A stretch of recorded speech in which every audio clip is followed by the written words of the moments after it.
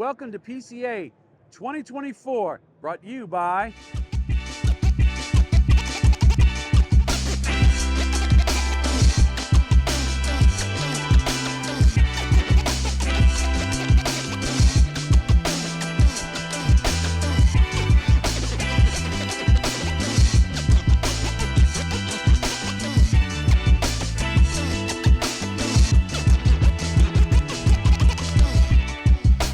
All right, so we are here at the Casa 1910 booth.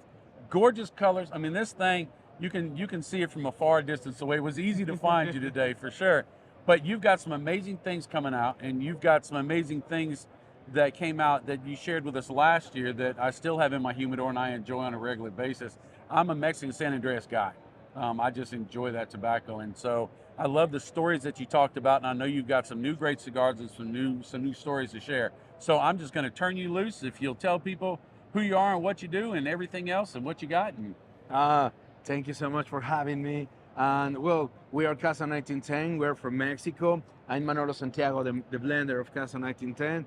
So this is our fourth time in PCA. This is a very important show for us because in the beginning, in the 2021, we released the brand in PCA with just one cigar. Right now, we have 14 different cigars between four different lines. The first line is Revolutionary Edition, Mexican Puros, made with inspiration or a small tribute for the Mexican Revolution battles. The Cabaret Edition is a second line, blends with Nicaraguan tobacco and Mexican tobacco, made in Esteli, Nicaragua, and it's a special tribute for the horses from Pancho Villa and Emiliano Zapata.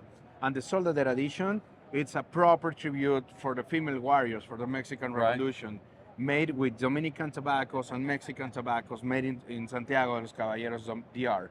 So right now we have a very interesting releases. One of those is Mexicigars. It's a new brand behind the name of Casa 1910.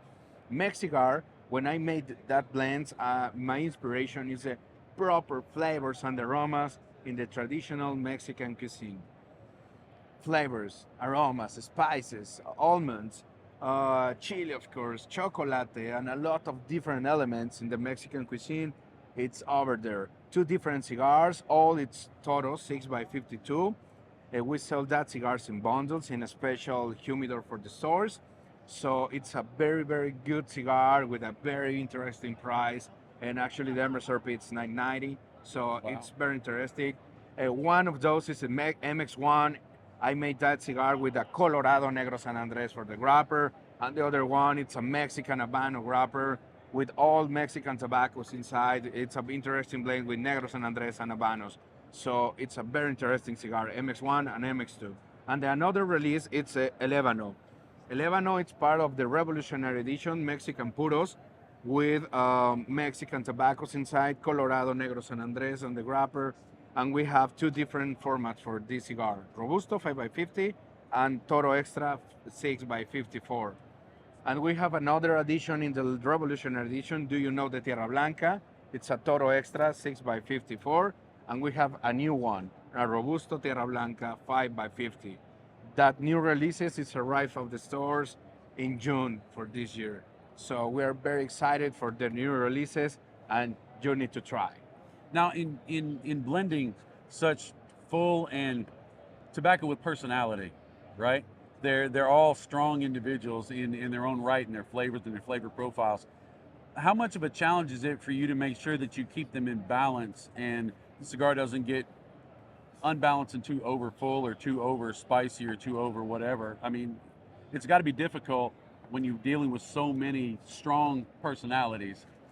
Well, I love to play, I say play, with different fermentations, processing the tobaccos, different fields, because every field, every soil, and every altitude in the San Andres Valley gives different sensations for different tobaccos.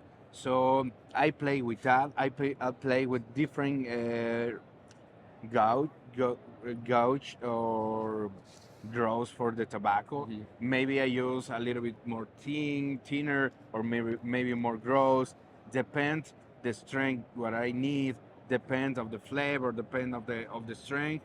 I play with everything about it, the ligero, the visos, the seco, and I try to make a good balance, transitioning cigar, good flavors, good aromas, and good pairing. It's my principal thoughts: the pairing, the flavors, and the balance. I found that because as soon as Mexican San Andreas tobacco kind of became popular, I really fell in love with it, with the toothiness, but also with that peppery spiciness, which doesn't leave you with, when you blow out the smoke, it doesn't give you that bad taste. It still has a nice flavor to it. I've learned that there are so many different subtle nuances that you can massage that tobacco to where it may have a little bit, it may be a little bit more on the heavier side, or you can pull out the in between notes of the tobacco. Is that in the soil like you were talking about in the different elevations, or do you play a lot around with the fermentation and changing your pilon process? Well, the first thing is, for example, a different tobacco growing better in a little bit more high altitude, a little bit less, but you can play with the season. For example, we growing in season in the dry season on the raining season. So, for example, if the raining season, it's more regular tobacco, it's more sweet and boned. But in the dry season, it's less water, more stress for the plant, take a lot of minerals for the soil.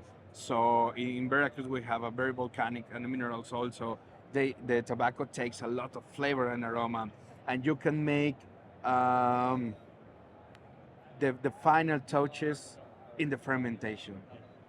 You have the first flavors and aroma for the soil. The curing barn is the second pass. The fermentation is the last part of the last touches to refine the tobacco. So if I made to put to give take out strength or take out the acidity, I can make in the fermentation. But if I need to keep, I keep out of for the fermentation the tobacco. So this is a part of the job, and this is a part of the game. You need to taste every step. You need to make changes in every step to find the correct way to do cigars in the end. So it's half art, half science, half magic. And to put all that together and just to put out a cigar that's got so much fullness in the flavor. That's got so many. You have strong notes in the front, but then if you just take your time, you really think about it, you can pick the subtle things out of it. So if somebody just wants to smoke a cigar and just have a cigar, it's for them. But if somebody wants to really dial in and try and pull out the small little subtleties, they're there as well. And that's fantastic. And I tell you what, if you want something that has a balance, that's something that you smoked a cigar and you feel good about it, that you spend a little bit of time, an hour, hour and a half of your personal time, because we only have so much time. Yeah. This is a great investment in time. And with some of the price points, it's not that big of an investment in price. So I thank you for letting us come and talk to you.